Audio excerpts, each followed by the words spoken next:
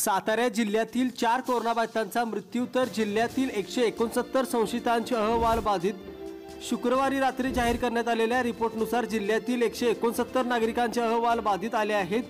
यामध्ये सातारा तालुक्यातील 39 बाधित, सातारा 10, बोरगाव 2, झरेवाडी 2, बोरखळ 1, सदर बाजार 1, अहिरेवाडी 1, गोडोली 1, धनावडेवाडी 1, भाटमरळी 1, करंडी 1, वरिये 1, वडूद 2, दौलतनगर 2, संभाजीनगर 1, शिवतर 2, नेले किडगाव 1, पीरवाडी 1, कोडोली 1, खेड 1, नागठाणे 1, विकासनगर 1, शाहूनगर 1, शाहूपूर 1, पाडळी 1, आंबेदरे 1 बाधित।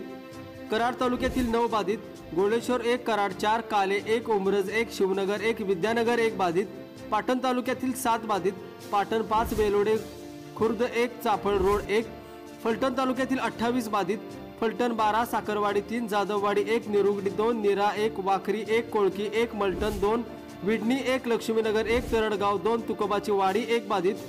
खटाव तालुक्यातील 19 बाधित, वडूज 10, पुसेगाव 5, पांढरवाडी 1, खटाव 2, आंबवडे 1 बाधित। मान तालुक्यातील 10 बाधित, पळशी 1, मान 3, म्हसवड 1, मार्डी 1, राणंद मान 1, काटेवाडी 2, धनगरवाडी 1 बाधित।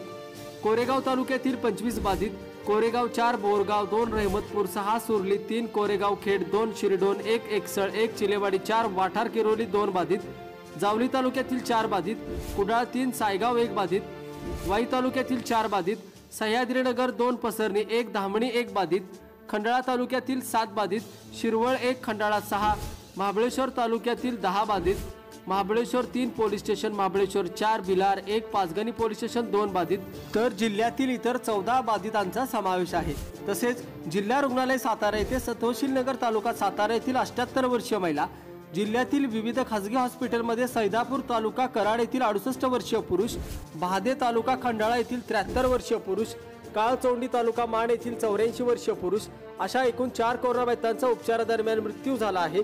जिल्ह्यात आजपर्यंत 2,45,933 नागरिकांचे नमुने तपासण्यात आले असून यापैकी 50,924 बाधित आढळले आहेत, तर 48,172 रुग्णांनी कोरोनावर यशस्वी मात केली आहे। 1,710 रुग्णांचा दुर्दैवी मृत्यू झाला आहे। जिल्ह्यात सध्या 1,042 रुग्णांवर उपचार सुरू असल्याची माहिती जिल्हा शल्य चिकित्सक डॉक्टर सुभाष चव्हाण यांनी दिली आहे।